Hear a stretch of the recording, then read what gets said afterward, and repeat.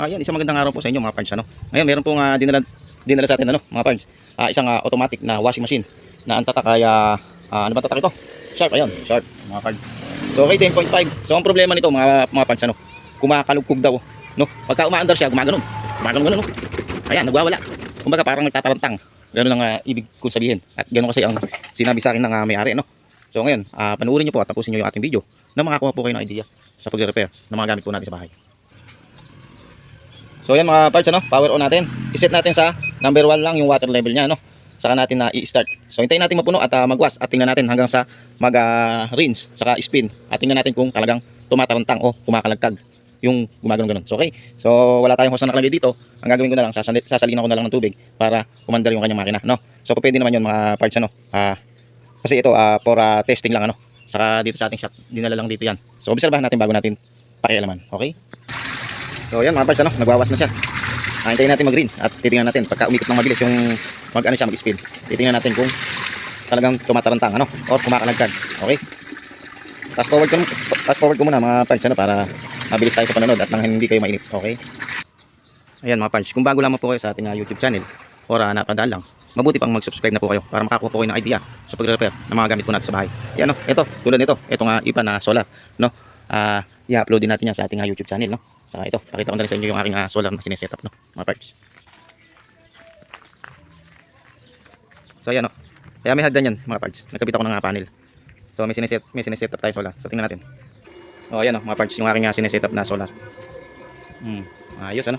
So i-upload din natin yan sa ating YouTube channel. Huwag kayo mag-alala mga boss. Sa mga newbie, ano, sa mga baguhan na gusto mag-set up ng solar, abay, panoorin niyo yung ating mga i-upload na video. So okay, balik tayo sa ating washing. Tingnan natin. So ayan, nagwawas pa mga parts. Okay, nagwawas pa siya. So ayan mga parts, ano, mag-ano na siya, re-rinse na. Ayan, re-rinse. Okay, yun, no, nag-drain na. So tingnan natin, ano, sabi ng may-ari kumakalagkag daw at tumatarantang. So ayan, tumatarantang. Tingnan natin kung tumatarantang nga ito. Marami pang tubig. Ayan, mga parts, konti na rin tubig. Hintayin natin. Ayan,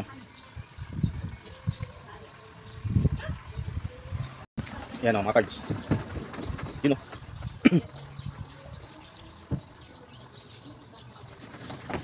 yun, yun, sabi ko sa inyo mga parts,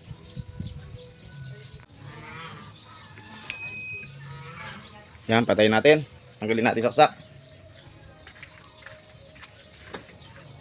Palitan natin to ng stick, no. Ito yung gagawin dyan, no. So okay.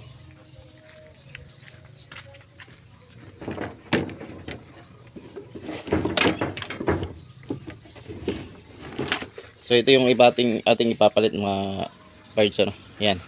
So ilalagay natin dito. So wala akong taga-hawak ng camera, no. Okay lang. Yan mga parts, nakakuha ko ng taga-hawak ng camera. Ang gawin natin mga parts, tanggalin natin yung dating nakalagay na stick. Yan, ito. Palitan natin, no. 4 po yung stick na nakalagay dyan.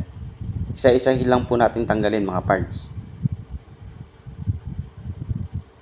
Ayan, dudukutin nyo lang po. Nakakawit lang po yan sa ibaba at sa ilalim.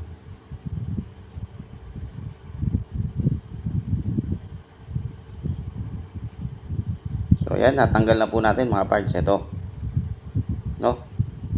So ang gagawin natin, ipapalit natin itong ating stick na nakareserba, no. At titingnan natin kung magiging maganda yung resulta, no, ng ating ginawa. Kaya tapusin niyo po yung ating video. Ayan. So 4 po yan mga parts. 4 po yung stick na yung papalitan natin. Hindi po pwedeng papalitan nyo yung dalawa at yung dalawa hindi. Kailangan 4 na piraso po, isang set nyo papalitan yung pinaka stick ng inyong automatic washing machine, no, para makita nyo yung magandang resulta. Ayan. Mahirap mag-align nito mga parts. Hindi biro. Marami kang stick na maisusukat bago mo mapatino yung pag-spin niya.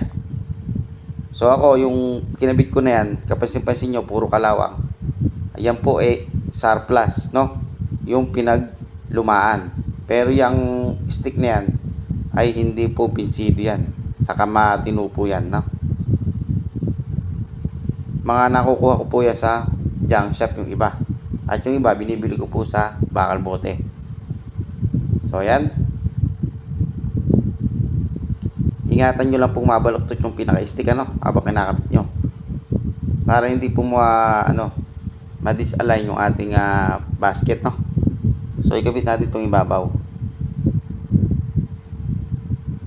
Huwag muna natin lagyan ng tornilyo para demo lamang, ano. So, isaksak natin sa kuryente, mga parts. Ayan. So, play natin at obserbahan natin, ano. So, lagyan natin ng tubig ito. Yan, iset natin. Yun po mga parts, no? Pinas forward ko na po. At yan po, nagde-drain na po siya. At titingnan po natin kung ito tumataruntang pa or malikot pa pagka siya nag-i-spin. Yan, hintayin po natin mag-drain, ano? So, inalis ko na po yung tunog dahil may nagkakantahan dito sa kapitbahay. Baka po maano tayo sa music. Kaya inalis ko na po yung kanyang tunog. So, obserbahan po natin yung basket. So, ayan, kapansin-pansin nyo po mga parts, umiikot na po yung kanyang basket, no? At kapansin-pansin nyo rin po yung ating automatic washing machine, yung kaha. Hindi na po siya tumatarantang. So, permits na po siya, oh. Tingnan nyo po. Ayan, oh. Wala na po siyang kagalaw-galaw. So, yung basket, umiikot po yan. Tingnan nyo po. Ayan, oh. Umiikot na po yung basket niya, no? Nakita nyo po, umiikot na. Ayan, oh. Madilim pala kanina. Ayan, oh. Maliwanag, umiikot na. So, steady na yung ating automatic washing machine, hindi na siya tumatarantang. So, ganun lang yung inyong gagawin mga parts, no? Pagka halimbawa nga tumatarantang yung inyong automatic washing machine or malikot, palitan nyo lang po ng stick. Ito, 4 na stick. Huwag po kayo magpapalit ng padala-dalawa or paisa-isa. So, kinakailangan 4 na stick po yung inyong ipapalit. Yan. So, ganun lang po. At pwede na itong i-dispose sa may-ari, ano? At sabihin natin okay na. So, dito 1 month warranty.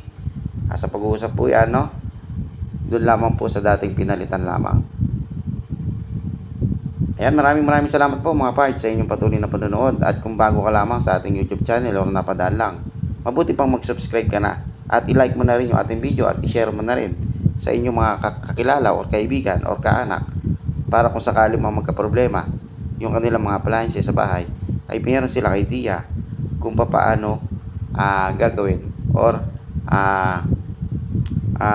susolusyonan, no? Ayan. God bless you all. Ingat kayo palagi mga parts. Lagi po kayo magdadasal at lagi po kayo mag-iingat, no?